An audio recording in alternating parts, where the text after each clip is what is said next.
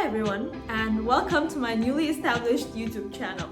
Honestly, I don't even know how many people are gonna watch this, but I was like, okay, since I like producing content, why not just start, you know?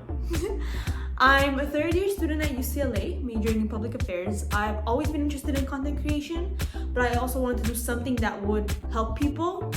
So I thought, why not start a YouTube channel about university and university life, admissions, how to get in, tips and tricks. I'm myself an immigrant and also a first-gen student, so I think this would be very helpful. I want to start the first video of my channel by talking about admissions and also things that you should know. Specifically applies to UCLA, but it also might be applicable to other schools. Number one, admissions. Now, of course your grades are important, but what matters is that you showing the admissions committee that you are trying to take hard classes like APs, even if you don't pass them, the exams. Like I didn't pass physics, chemistry, and bio. Like I didn't pass the sciences, but I passed like history, calc. I couldn't do science. Science wasn't my thing. So even if you don't pass the AP exams, show them you challenged yourself and took challenging courses. Next, be involved in extracurriculars. They really want to see that. They want to see that you're interested in something other than academics. I had like 20 spaces for like extracurricular activities and I only filled like 18 and I was fine. Coming to your personal insight questions, it's very important to focus on yourself and apply everything, whatever you're writing about, to you. My English teacher helped me with my essays and I make a lot of general statements, like stuff like this can be hard for people or like can be hard for someone. Instead of saying that, apply it to yourself because they want to see who you are and how you've overcome challenges or other things that you've done. For example, extracurricular activities or clubs that you have started. Now, things I wish I had known before I started UCLA. Now, number one would be that sometimes you are gonna feel lonely. This applies to like big schools because we have a big student population and most of the lectures have like 200 people sometimes. And as someone who came from a very small high school, we had like 30 people in our graduating class. It was a shock with that many people because you can't socialize with everyone, you know, and sometimes people just come, listen to the lecture and leave. They don't even like stay to socialize.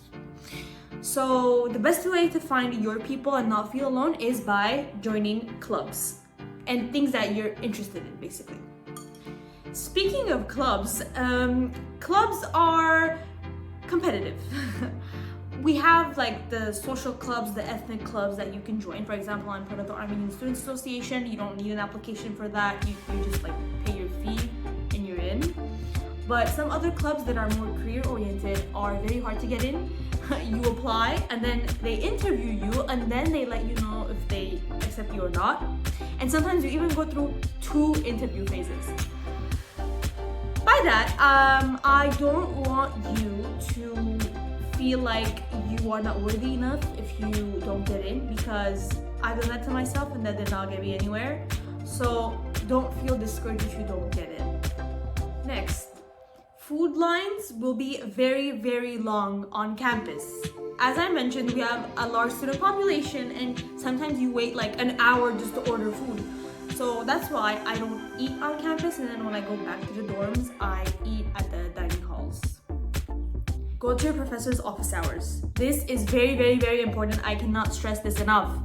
They want you at their office hours. They want to see you at their office hours. So don't feel afraid to approach them and talk to them. If you have a question, for example, if it's a big class and you have a question for the professor, go to office hours and ask them there. That way you also build a relationship with them and then you can ask for a reference letter.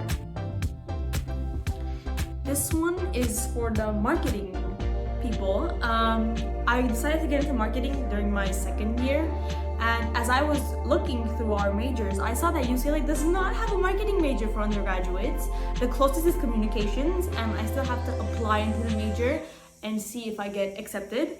So also, if people tell you that you have time to change your major second year or third year, no, you don't. If you want to graduate on time, it's best to like change it by the end of the first year, because most of the majors have prerequisites that you have to complete, and then applying to the major, which is a long process, and that might set you behind. Lastly, there are gonna be a lot of competitive and successful students on campus, and you're gonna start to compare yourself to them. Speaking from experience, it's gonna happen no matter what. It's in our nature. So I want to tell you, don't, first of all, and think about how far you've come. You're at the #1 public university, or you are at a university, and you had the potential in you to be able to get in. So do not ever underestimate yourself, and do not compare yourself to someone else. And lastly, congratulations to everyone that got in. Best of luck on your next journey. And if you want me to read my personal insight questions, like and comment down below, and also subscribe. Thank you to everyone that watched it.